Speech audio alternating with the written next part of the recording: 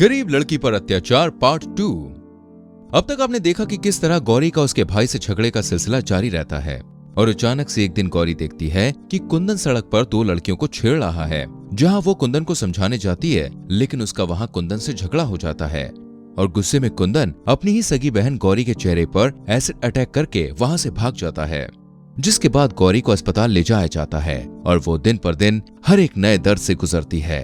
अब आगे पूरे कमरे में कांच के टुकड़े बिखरे होते हैं और गौरी फूट फूट कर रोई जा रही है, जिसकी आवाज सुनकर वहां डॉक्टर और नर्स आ जाती हैं और साथ ही और भी कुछ लोग आते हैं जो हॉस्पिटल के ही होते हैं। क्यों चिल्लाए जा रही है? क्या हुआ? मुझे जहर का इंजेक्शन देके मार डालो, मैं जीना नहीं चाहती। अब मैं हार चुकी हूँ इस जिंदगी से। गौरी, तुम होश में तो हो ना? ये क्या कह रही हो तुम? जी डॉक्टर, मैं बिल्कुल होश में हूँ। प्लीज मुझे मार डालो, प्लीज। अब मुझे अपने चेहरे से आ रही है बदबू बर्दाश्त नहीं हो रही है। डॉक्टर, आई थिंक ये पागल हो चुकी है। देखो ना रूम का भी क्या हाल बना के रखा है इसने। आई थिंक इसे पागल खाने भेज देना चाहिए। Yes, you are right. यही ठीक रहेगा, वरना ये हमें नुकसान पहुंचा सकती है। फिर डॉक्टर गौरी को पागल खाने भेज देते हैं, जिसके बाद गौरी को पागलों के बीच रहकर भी खूब यातनाएं सहनी पड़ती हैं, जिस कारण गौरी अपने आप से तंग आकर एक दिन सुसाइड करने जा रही होती है कि तभी वहां एक बुढ़िया आकर उसे रोक लेती है। ये तू क्या कर रही है? मेरे को मालूम है तू पागल नहीं है, लेकिन तू ऐसा क्यों कर रही है? और करूँ भी तो क्या करूँ? भाई ने मेरी जिंदगी बर्बाद कर दी, माँ बाप ने भी मुझे बेसहारा छोड़ दिया। जिंदगी में और कोई है भी तो नहीं जो मेरा साथ दे। एक काम कर, तू यहाँ से भाग जा। मर मत बेटी, जिंदगी बहुत लंबी है। तूने जिंदगी में दुख देखा है, अभी तो तेरे हिस्से का सारा सुख तुझे मिलना बाकी है। और चिंता मत कर, तुझे वो सुख जरूर मिलेगा। फिर वो बूढ़ी औरत वहां से चली जाती है और गौरी उसकी ही बातें सोचती रहती है। फिर गौरी रात के समय मौका पाकर पागल खाने से भाग जाती है और वहां से रेलवे स्टेशन जाकर ट्रेन पकड़कर सीधे मुंबई आ जाती है, जहां वो जैसे तैसे काम ढूंढकर रहने लगती है।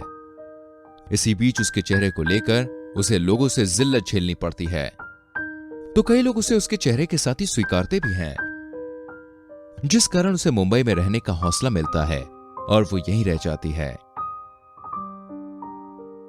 वहीं एक दिन गौरी के बॉस उसके घर आते हैं। बॉस, कोई काम था तो आप मुझे बुला लेते, आपने तकलीफ क्यों की? आज मैं तुम्हारा बॉस नहीं हूँ, केवल दिनेश बन के आया हूँ। क्या क्या मतलब है आपका? गौरी, मैं तुमसे शादी करना चाहता हूँ। नहीं नहीं, ये पॉसिबल नहीं है। क्या आप मेरा ये चेहरा देखने के बाद भी मुझसे शादी करने के लिए तैयार हैं? हाँ गौरी, मैं सच में तुमसे शादी करना चाहता हूँ। मैंने तुम्हारे मन की खूबसूरती को देखा है, मुझे तुम्हारे इस चेहरे से कोई फर्क नहीं पड़ता गौरी।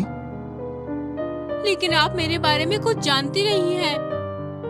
तुम्हारा ये जला हुआ चेहरा और तुम्हारी लाचारी ही तुम्हारी हालत बयां कर रही है, तो मैं और क्या जानूं तुम्हारे बारे में।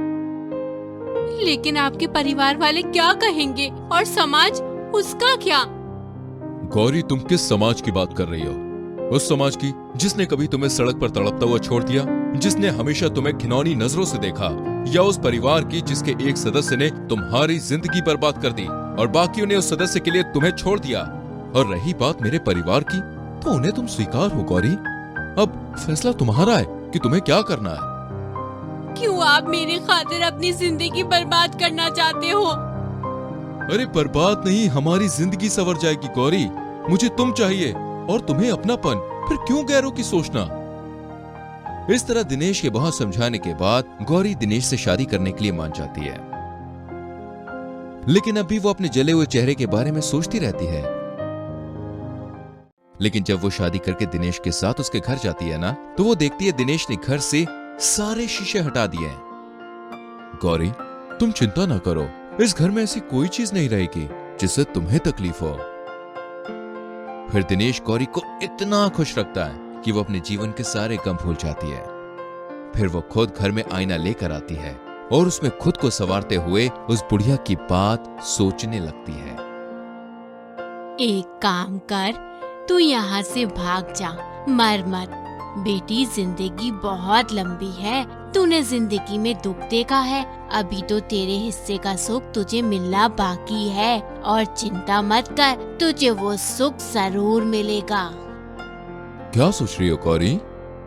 कुछ नहीं जी, बस भगवान को मन ही मन शुक्रिया कह रही थी कि मेरी जिंदगी में आप आए।